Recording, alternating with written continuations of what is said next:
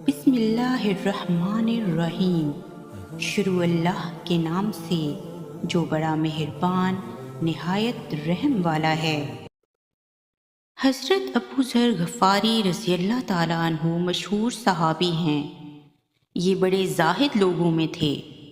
مال نہ اپنے پاس جمع رکھتے تھے، نہ یہ چاہتے تھے کہ کوئی دوسرا جمع رکھے۔ مالدار لوگوں سے ہمیشہ لڑائی رہتی تھی، اس لیے حضرت عثمان رضی اللہ تعالیٰ عنہ کے حکم سے رابضہ میں رہنے لگے تھے، جو جنگل میں ایک معمولی سی آبادی تھی۔ حضرت ابو ذر رضی اللہ تعالیٰ عنہ کے پاس چند اونٹ تھے اور ایک ناتواں ضعیف سا چرواہا تھا جو ان کی خبرگیری کرتا تھا۔ اسی پر گزر تھا۔ ایک شخص قبیلہ بنو سلیم کے آپ کی خدمت میں حاضر ہوا اور یہ تمنا ظاہر کی کہ میں آپ کی خدمت میں رہنا چاہتا ہوں تاکہ آپ کے فیوض سے استفادہ کروں۔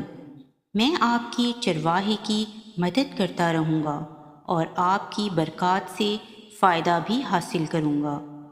حضرت ابو ذر رضی اللہ تعالیٰ عنہ نے ارشاد فرمایا کہ میرا دوست وہ ہے جو میری اطاعت کرے۔ اگر تم بھی میری اطاعت کے لیے تیار ہو تو شوق سے رہو، کہنا نہ مانو تو تمہاری ضرورت نہیں۔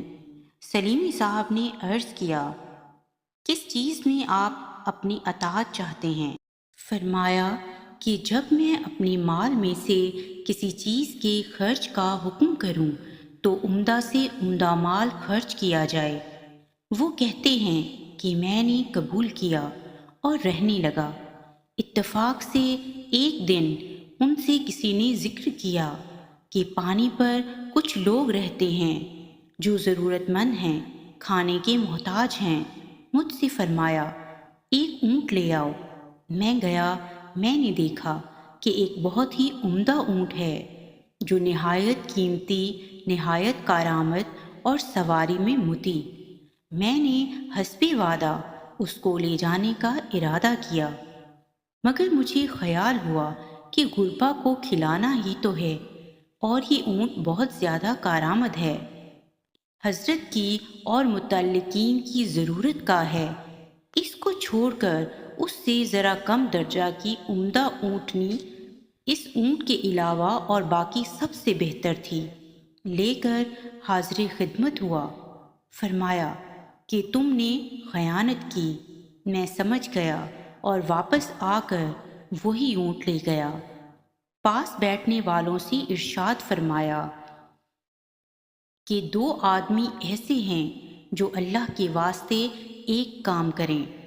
دو آدمی اٹھے، انہوں نے اپنے کو پیش کیا، فرمایا کہ اس کو ذبح کرو اور ذبح کے بعد گوشت کاٹ کر جتنے گھر پانی پر آباد ہیں ان کو شمار کر کے ابو ذر رضی اللہ تعالیٰ عنہ کا یعنی اپنا گھر بھی ایک عدد ان میں شمار کر لو اور سب کو برابر تقسیم کر دو۔ میرے گھر بھی اتنا ہی جائے جتنا ان میں سے ہر گھر میں جائے۔ انہوں نے تعمیل ارشاد کی اور تقسیم کر دیا۔ اس کے بعد مجھے بلایا اور فرمایا کہ تو نے میری وصیت عمدہ مال خرچ کرنے کی جان بوجھ کر چھوڑی یا بھول گیا تھا؟ اگر بھول گیا تھا تو معذور ہے۔ میں نے عرض کیا کہ بھولا تو نہیں تھا، میں نے اول اسی اونٹ کو لیا تھا، مگر مجھے خیال ہوا کہ یہ بہت کارآمد ہے، آپ کو اکثر اس کی ضرورت رہتی ہے، محض اس وجہ سے چھوڑ دیا تھا۔ فرمایا کہ محض میری ضرورت سے چھوڑا تھا؟ عرض کیا کہ محض آپ کی ضرورت سے چھوڑا تھا۔ فرمایا اپنی ضرورت کا دن بتاؤں؟ میری ضرورت کا دن وہ ہے جس دن میں قبر کے گڑھے میں اکیلا ڈال دیا جاؤں گا، وہ دن میری ضرورت اور احتیاج کا ہے۔